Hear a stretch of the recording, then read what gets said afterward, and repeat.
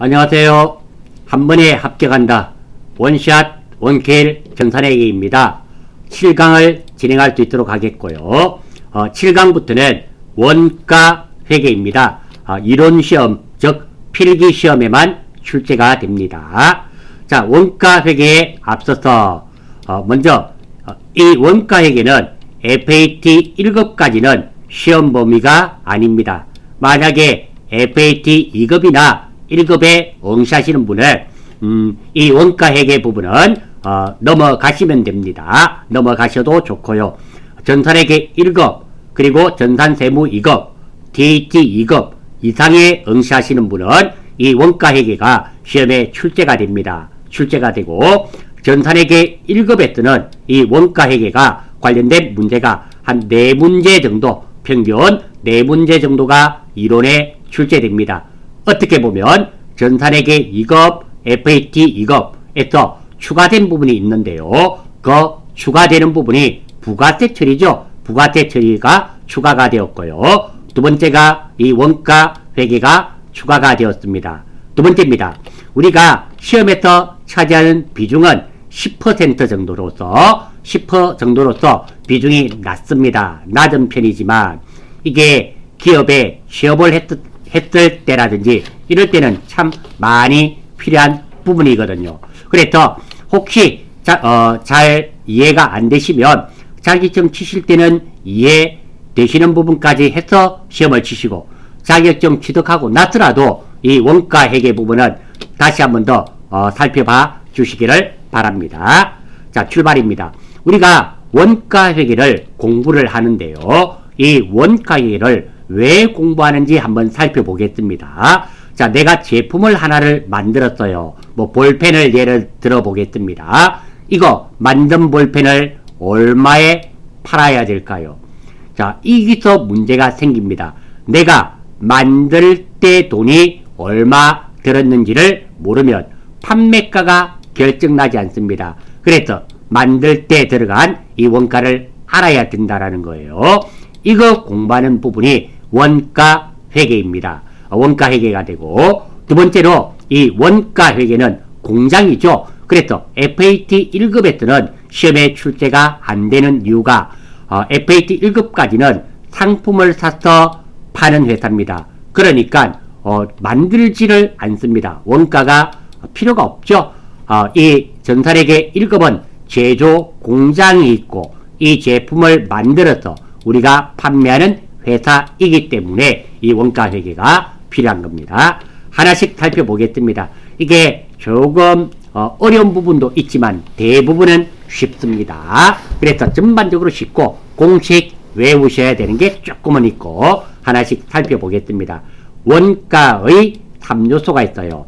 원가는 직접 재료비, 재료비를 말하는 거죠. 직접 노무비, 인건비 말하는 겁니다. 제조 간접비, 우리 전기세나 수도요금 이런 거 있잖아요. 이 세 가지를 원가의 3요소라 합니다. 원가의 3요소. 자, 우리가 어떻게 우리가 어떻게 만들어지는가 한번 보겠습니다. 볼펜 예를 들어 볼게요. 자, 볼펜을 만들기 위해서는 플라스틱이란 원재료를 구입을 해야 됩니다. 이 플라스틱이란 원재료를 구입해서 물론 만듭니다. 볼펜 껍질이라 그러나요? 껍데기. 그리고 심지도 만들어야 되고요. 입구도 만들어야 되고 볼펜 심도 만듭니다. 이렇게 만들고요. 이 만드는 것을 제품에 투입하게 됩니다. 그럴 때 이런 것들을 제공품이라고 그래요. 제공품이 되고 이 제공품을 조합해서 다 만들면 제품이 되겠죠. 제품. 그리고 이 제품을 어디에 창고에 넣어 놓으면 저장품. 그리고 창고에 있는 것을 팔려고 사무실로 가져오면 상품. 이렇게 됩니다. 이것이 일종의 원가의 흐름이 됩니다. 다시 한번 더 생각해 봅니다. 원재료를 구입해서 볼펜 심지도 만들고 그리고 껍질도 만들고 입구도 만들고 이런 것들 만들어서 이거를 제품에 투입을 합니다. 투입을 해서 다 만들어지게 되면 이게 제품. 제품을 창고에 저장해 두면 저장품. 그리고 이걸 팔려고 사무실로 가져오면 상품. 이런 이것이 원가의 흐름이라는 거, 이 개념 정도는 잡아주시는 게 좋습니다. 그래서 예전에 우리 재고자산 종료할 때 이런 게 순서가 있었습니다. 원재료, 그리고 반제품, 제공품, 제품, 상품, 저상품, 이 적었던 것이 사실은 원가의 흐름대로 제가 순서대로 적어 두었던 겁니다. 다음입니다. 기본원가라고도 하고요. 기초원가라고도 합니다. 그러니까 무엇을 만들기 위해서 반드시 있어야 되는 겁니다. 제품을 생산하기 위해서는 반드시 필요한 원가가 기본원가, 기초원가입니다. 재료가 있어야 되겠죠. 직접 재료비와 그리고 사람이 만들죠. 직접 노무비가 됩니다. 기본원가, 이거 중요한 말들입니다. 시험에 잘 나와요. 자, 다음 여기 보시면 원가의 3요소 빨간색으로 되어 있잖아요. 원샷, 원킬, 추천, 예상 문제로 되어 있습니다. 이런 것들은 정말 중요한 것들이 맞다라는 겁니다. 자, 다음 가공 원가네요. 가공비라고도 합니다. 가공이란 말이 갈고, 닦고, 조이고, 기름치고 이런 것 말이에요. 제품을 생산하기 위해서 들어가는 노동력과 기타 부대 비용을 말하는데요.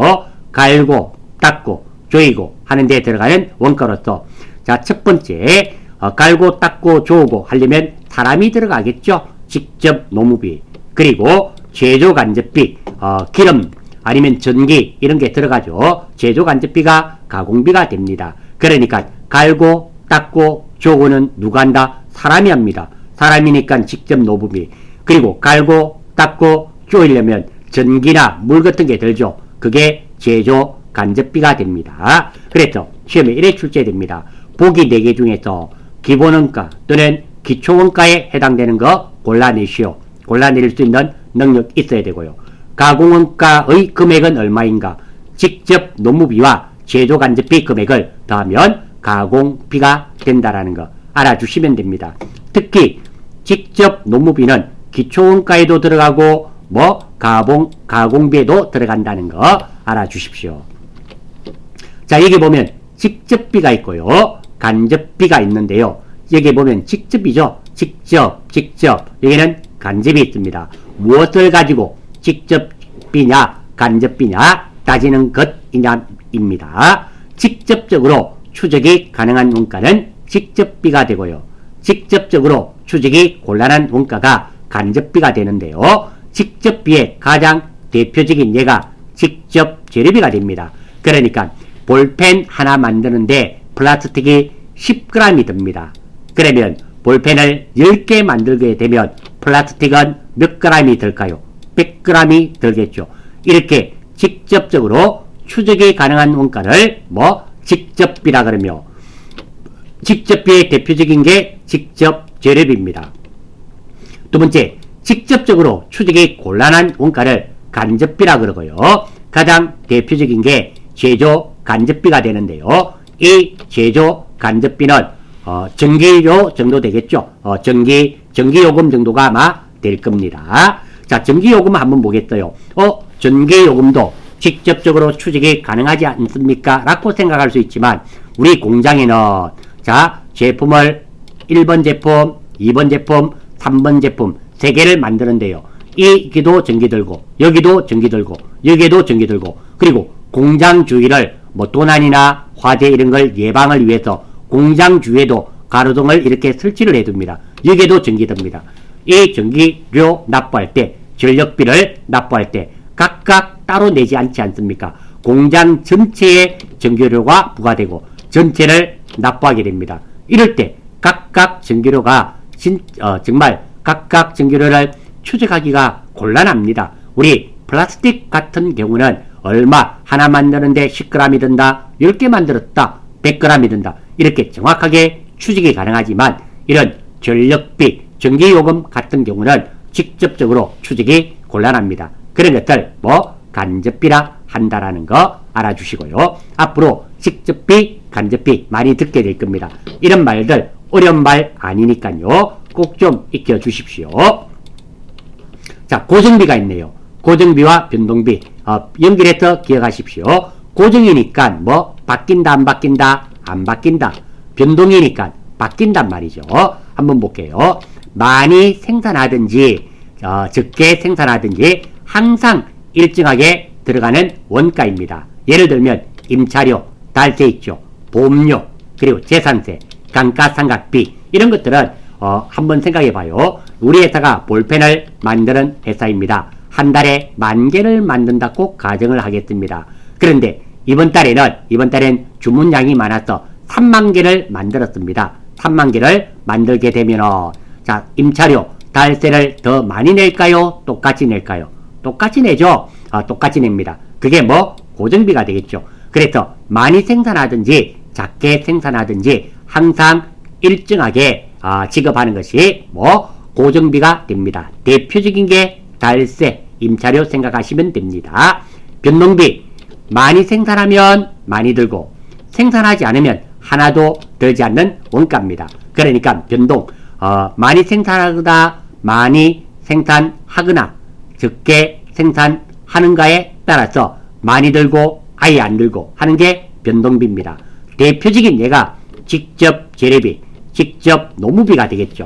자, 직접 재래비 예를 한번 보겠습니다. 우리가 볼펜을 생산하는 회사입니다. 한 달에 보통 10,000개를 만듭니다. 하나 만드는데 볼펜 그램이 플라스틱이 10g이 들어요. 그러면 10,000개 만들면 10만 g이 들겠죠. 그런데 이번 달에는 하나도 안 만들었습니다. 이럴 때 재래는 몇 g이 들까요? 0.0g, 0g 들겠죠. 왜? 하나도 만들지 않았기 때문에.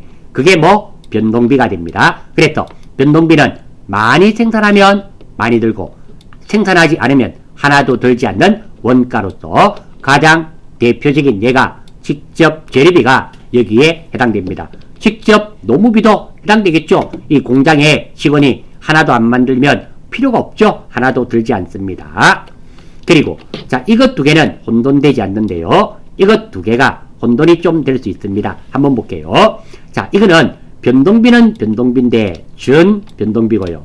고정비는 고정비인데 세미 준 고정비예요. 앞에 준자가 이것 두 글자 앞에 준자가 들어가 있죠. 변동비적인 성격이 강하고 고정비적인 성격이 강한 겁니다.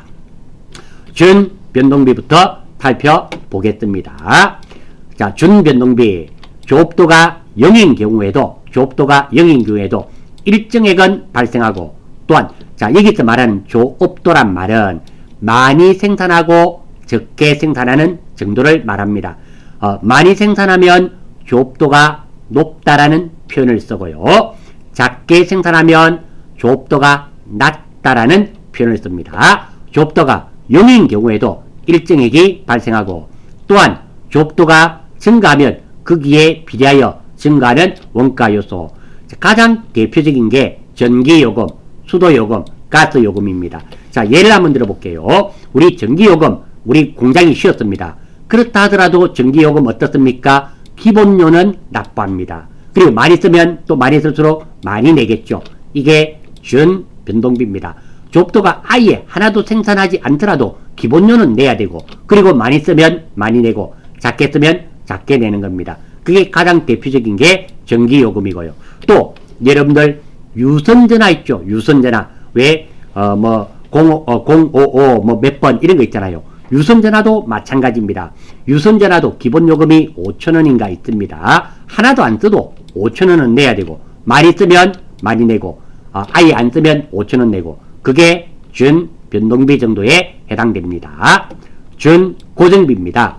특정 범위의 조업도 수준, 특정 범위에 쓰는 조업도에 쓰는 일정한 금액이 발생하지만 관련 범위를 벗어나면 원가 총액이 일정액만큼 증가 또는 감소하는 원가.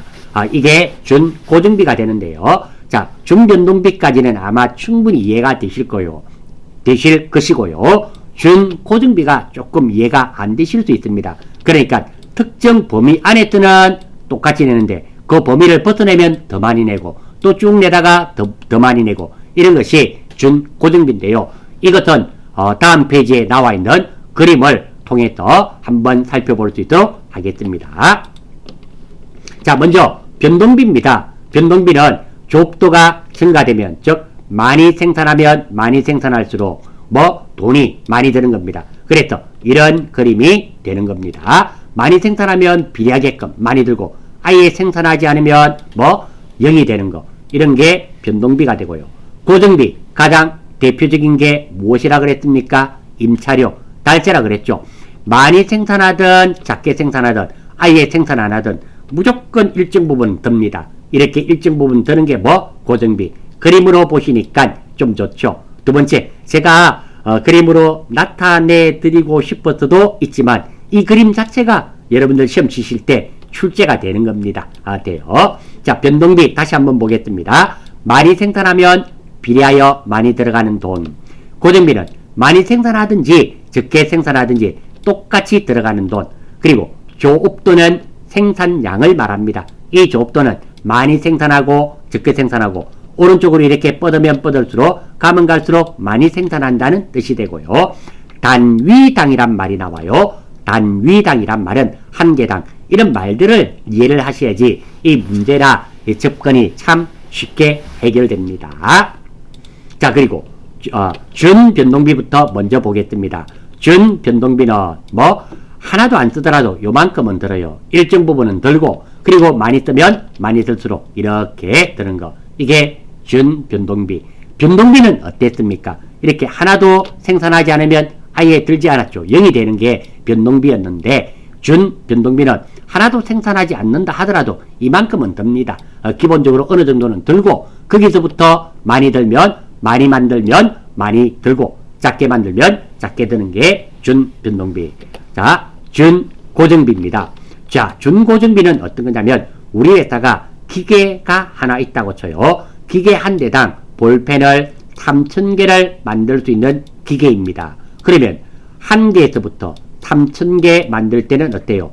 하나만 있으면 됩니다. 하지만 3,500개를 만들어야 된다고 가정을 하겠습니다. 그러면 한 대를 가지고는 안 되죠. 두 대가 있어야 되겠죠. 두 대 이렇게 올라가는 겁니다. 그래서 3,001개부터 3,001개에서부터 6,000개까지 할 때는 두 대가 있어야 되고, 그리고 6,500개가 됩니다. 그러면 두 대 가지고 안 되지 않습니까? 세 대가 있어야 되거든요. 그래서 일정 범위까지는 똑같이 드는데 그 범위를 초과하면 더 들고 또 그 범위를 초과하면 더 들고, 이런 것이 준고정비가 된다라는 겁니다.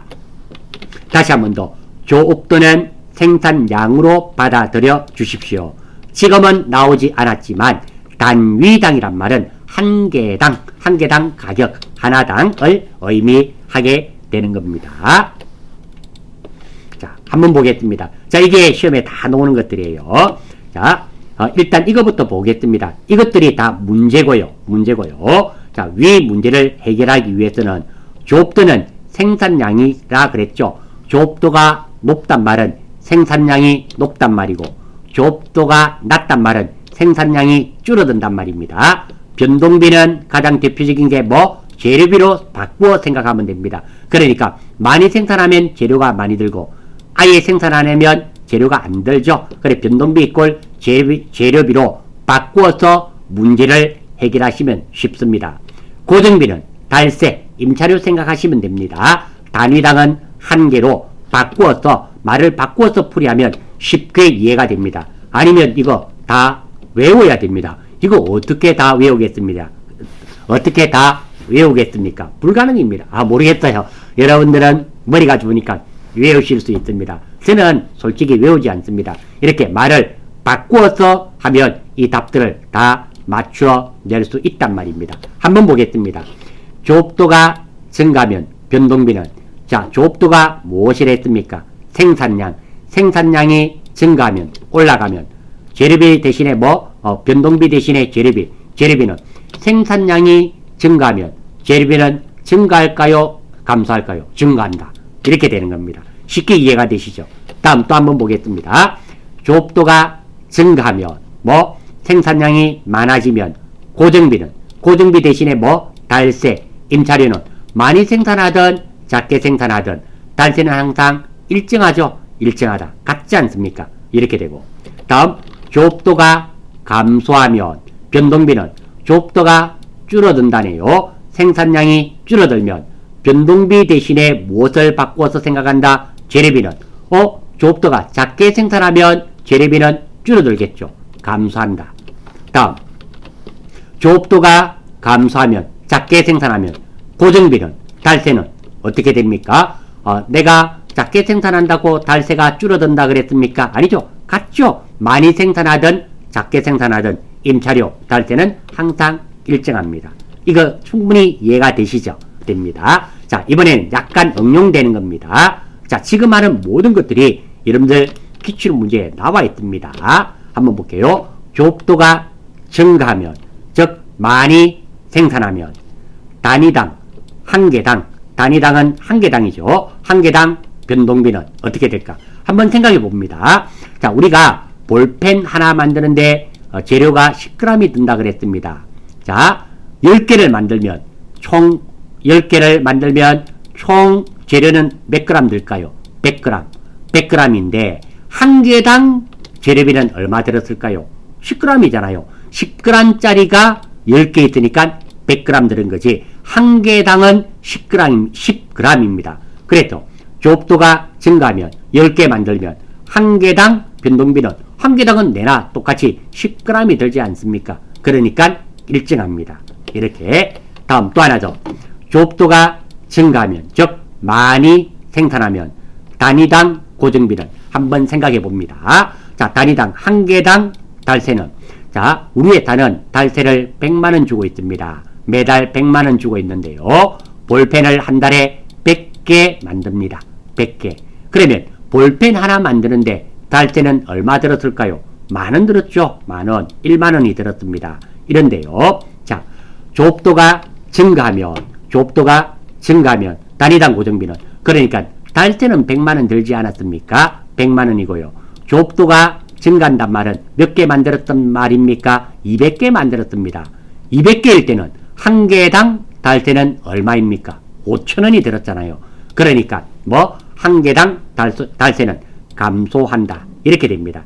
이렇게 따져가면서 기억하시면 외우지 않으셔도 됩니다. 아니면 외우셔야 돼요. 자, 3번. 조업도가 감소하면, 작게 생산하면 단위당 변동비는, 자, 우리 회사가 볼펜을 100개 만들었습니다. 매달 100개씩 만드는데요. 하나 만드는데 1g입니다. 1g이 들어요. 자, 100개 만들면 몇 g이 들까요? 100g이 들겠죠. 전체 재료는 100g이 듭니다. 그런데 50개를 만들었습니다. 그럼 전체 재료비는 몇 g이 들겠습니까? 50g이 듭니다. 한 개당 몇 g이 들었습니까? 1g 들었죠. 그러니까 항상 일정합니다. 전체 변동비가 증가되거나 감소되는 거지 한 개당 재료비는 변함이 없죠. 그래서 일정합니다. 다음, 조업도가 감소하면, 작게 생산하면 한 개당 단위당 고정비는 한번 보겠습니다. 자, 우리 달세 얼마 준다 그랬습니까? 100만원 주고요. 그리고 한 달에 몇 개 만든다 했습니까? 한 달에 100개 만든다고 가정을 했습니다. 100개. 그러면 한 개당 달세는 얼마 들었습니까? 만원? 1만원이 들었습니다. 그런데 문제에 보니까 조업도가 감소한다 그러네요. 감소하면 50개 만들었습니다. 50개 만들었어요. 그러면, 자, 50개 만드는데 달세가 얼마 들었단 말입니까? 100만원. 달세는 똑같죠? 그러면 하나당 달세는 얼마 들었습니까? 2만원. 2만원입니다. 그러면 100개 만들 때는 만원이지만 50개 만들면 달세는 한 개당 얼마 들었습니까? 2만원. 당연히 증가하죠. 이렇게 된다라는 겁니다. 그래서 이 내용은 여러분들 필기시험에 자주로 출제되는 내용입니다. 이 질문은 하얀 것들이 다 질문이고요. 빨간 것들이 정답이 되는 겁니다. 자, 이걸 외우셔도 좋지만 이 말, 조업도 이꼴 생산량, 변동비 이꼴 재료비, 고정비 이꼴 달세, 임차료, 그리고 단위당은 한 개당을 의미한다는 거. 이걸 말을 조업도가 증가한다. 생산량이 증가한다. 많아지면 한 개당 변동비니까 재료비는, 이렇게 말을 바꾸어서 찾아보시면 의외로 쉽게 외우지 않더라도 충분히 맞추실 수 있습니다. 꼭 이렇게 기억해 주시기를 권장드립니다. 다음입니다. 개별원가, 종합원가입니다. 원가는 원가인데 개별이니까 각각 원가를 구하는 거고요. 원가를 구하는데 종합원가입니다. 한꺼번에 구하겠단 말입니다. 자, 먼저 개별 원가 보겠습니다. 각각 구한 겁니다. 다품종 여러 개의 제품을 소량 주문 생산하는 업종에서 채택합니다. 그리고 개별 원가는 작업 원가 표가 있습니다. 표에 의해서 원가를 집계합니다. 요 말 빨간 걸 중요한 겁니다. 개별 원가는 뭐 작업 원가 표에 의해서 원가를 집계하고요. 장점으로는 원가 계산이 정확합니다. 왜? 개별이니까 각각 원가를 구하니까 원가가 정확할 수밖에 없죠. 단점으로는 원가 계산에 많은 노력과 비용이 필요합니다. 정확한 대신에 시간과 노력이 더 많이 든단 말입니다. 즉 원가 계산에 돈이 많이 든단 말이죠.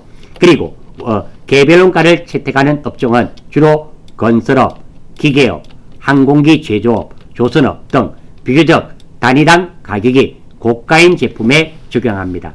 공장에서 대량 생산하는 것들 아닌 것들, 공장에서 대량으로 생산하는 것들이 대부분 가격이 저렴합니다. 그런 반면에 건설업, 아파트 비싸잖아요. 기계 제조, 기계 비쌉니다. 항공기 되게 비싸죠. 조선업, 배 되게 비싸죠. 이런 거 대부분 이런 것들이 공장에서 생산하지 않는 거, 주문 생산하는 것들이 주로 개별 원가 제도를 채택하고 있고요. 공장에서 주로 채택하고 있는 것은 종합 원가 계산입니다. 소품종을 대량으로 생산하는 업종에서 채택합니다. 공장에서 주로 대량으로 생산하는 것, 즉 볼펜 제조업이라든지 아니면 나사 제조업이라든지 아니면 뭐 이런 것들 많죠. 공장에서 왕창 만들어내는 거. 이거는 종합원가는 제조 공정별입니다. 공정별로 원가를 집계합니다. 장점으로는 원가 계산이 가장 간편합니다. 왜?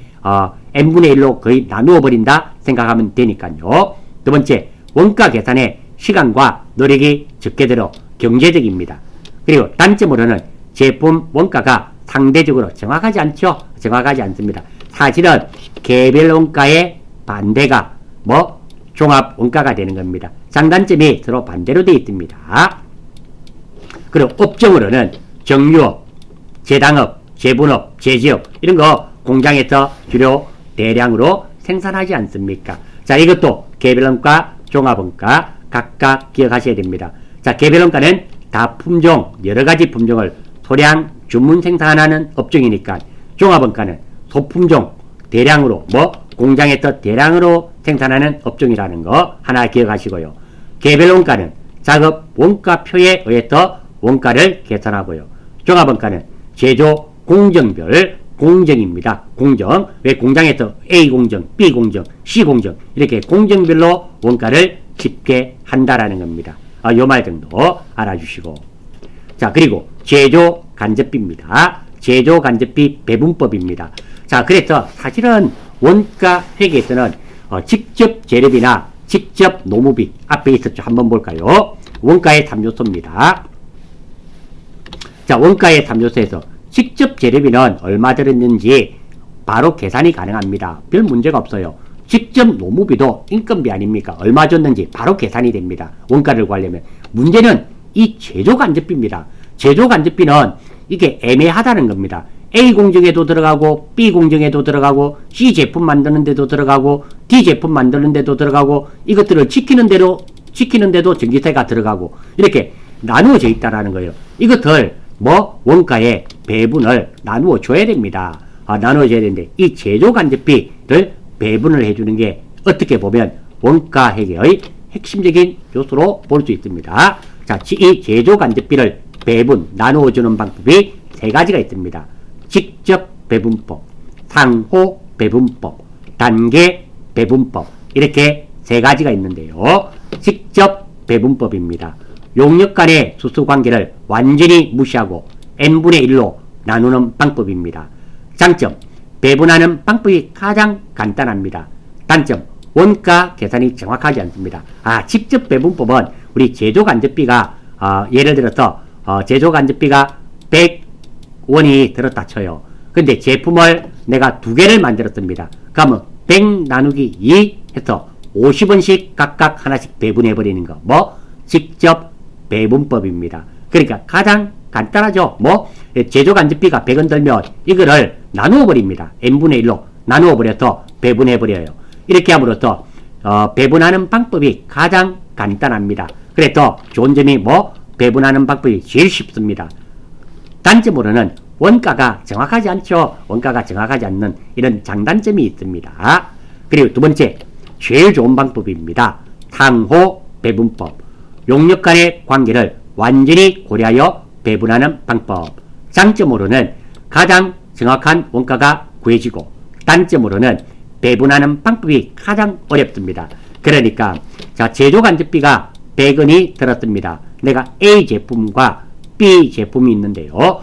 제조간접비 요거 뭐 전기 요금 전력비로 하겠습니다. 이럴 때 자, 우리가 직접 배분법인 경우는 A에도 50원 배분하고 B에도 50원 배분했지만, 상호 배분법은 A가 전기를 얼마 썼는지 봅니다. A를 봤더니 70W, B를 봤더니 30W 썼습니다. 그러면 A에는 70원을 배부하고요, B에는 30원을 배부합니다. 이렇게 비율대로 자기가 쓴 만큼 배부하는 거, 이게 상호 배분법입니다.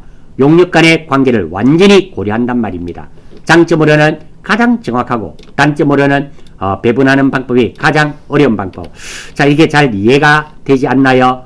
자, 그러면 이렇게 한번 예를 들어 보겠습니다. 얘가 맞는지는 모르겠어요. 친구들이랑 밥을 먹으러 갔습니다. 밥을 먹으러 가서 뭐 돼지고기집에 갔다 가정할까요? 삼겹살집에 갔습니다. 4명이 갔습니다. 삼겹살을 4명이 이렇게 갔어요. 삼겹살을 맛있게 먹었습니다. 아주머니 계산서 주세요 했더니 계산서 가져왔습니다. 4만원이 나왔습니다. 자, 여러분들은 이거 4만원을 나누어서 내야 되겠죠. 나누어서 내어야 됩니다. 나누어서 낼 때 과연 얼마씩 나누어 내는가 말입니다. 여러분들은 얼마씩 냅니까? 4명입니다.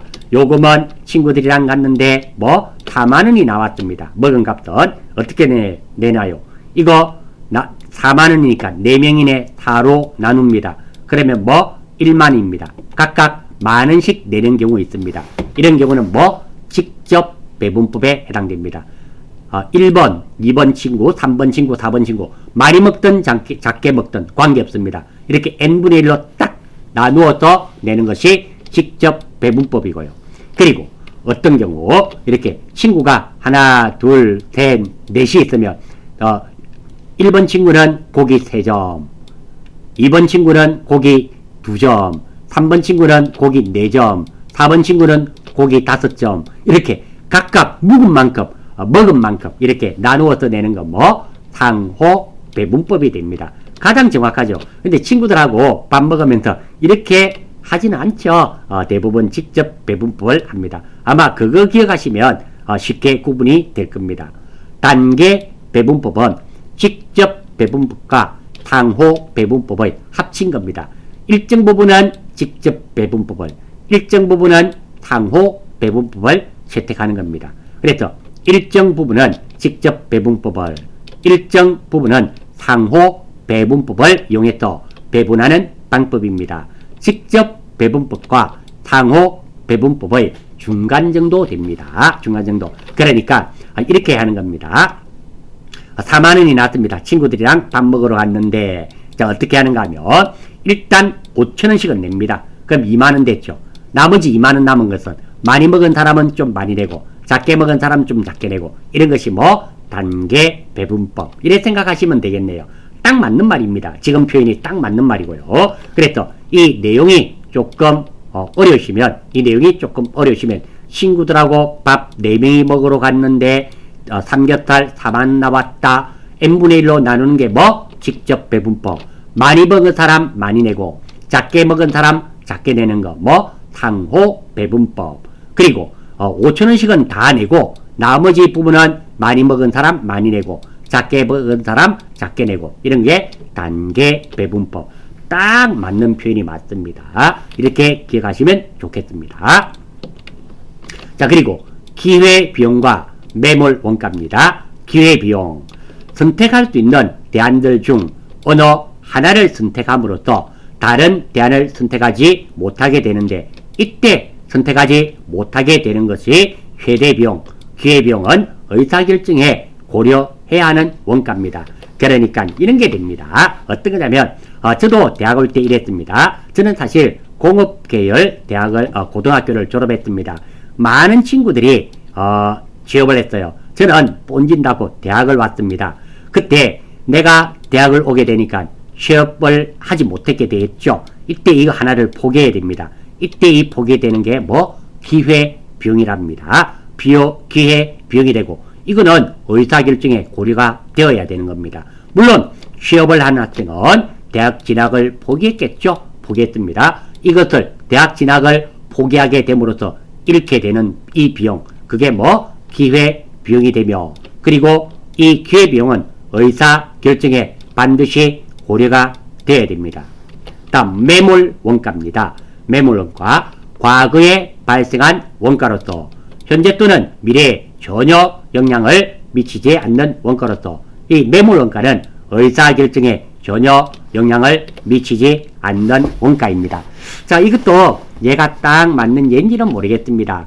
저는 이미 결혼을 했고 애들도 둘이 있습니다. 아들 하나 딸 하나 이랬습니다. 결혼했고 그런 상황인데 제가 길을 이렇게 쭉 가다 보니까 내가 태어나서 내가 바라던 가장 이상적인 여성을 보았습니다. 지금 어떻게 변화될 수 있는 상황이 있습니까? 없습니다. 왜? 나는 이미 결혼도 했고 가정을 꾸리고 있으며 자식들도 있습니다. 아무런 문제 없습니다. 가정생활에. 이런 상황인데 내가 여지까지 꿈꿔왔던 그런 백마를 탄 왕자 또는 이상형인 여성을 만났습니다. 보았다고 해서 그게 한번 사귀어볼까? 이 사람하고 결혼해볼까? 이런 생각이 듭니까? 들지 않습니까? 전혀 들지 않습니다. 예쁘네. 참 내가 생각했던 이상형이다. 내가 생각했던 백마를 탄 왕자구나. 그 정도는 생각할 수 있습니다. 하지만 내 의사결정에 전혀 영향을 미치게 됩니까? 전혀 영향을 미치지 않게 됩니까? 전혀 영향을 미치지 않습니다. 그래서 매몰 원가는 의사결정에 영향을 끼치지 않고 기회비용은 의사결정에 고려해야 되는 원가가 됩니다. 그리고 자, 이건 공식입니다. 종합원가 완성품 환산량 구하는 공식입니다. 선입선출법 재료비 구하는 공식입니다. 자, 단기 완성품 수량 플러스 기말 제공품 수량 마이너스 기초 제공품입니다. 가공비는 단기 완성품 수량 더하기 기말 제공품 수량 곱하기 완성도 빼기 기초 제공품 수량 곱하기 완성도입니다. 왜 완성도가 들어가는 이유가 가공이니까, 가공비니까 그렇습니다. 그래서 자, 선입선출법에 보시면 동일하죠. 여기서 뭐만 들어갔다? 완성도만 들어가지 않았습니까? 그리고 기초 제공품도 똑같죠. 똑같으면서 완성도만 들어갔습니다. 그러니까 이렇게 기억하시고요. 평균법은 정말 선입선출법과 비슷합니다. 자, 선입선출법에서는 선입선출법에 있는 기초 제공품을 빼보겠습니다. 빼니까 단기 완성품 수량 플러스 기말 제공품 수량이 재료비입니다. 재료비 한번 보세요. 똑같죠. 이렇게 됩니다. 그래서 선입선출법에서 기초 제공품만 쓰지 않으면 평균법이 됩니다. 자, 가공비도 한번 보겠습니다. 선입선출법의 가공비입니다. 단기 완성품 수량 플러스 기말 제공품 수량 곱하기 완성도 빼기 기초 제공품 수량 곱하기 완성도입니다. 자, 가공비 한번 보세요. 단기 완성품 수량 플러스 기말 제공품 수량 곱하기 완성도. 이 기초 제공품만 빼버리면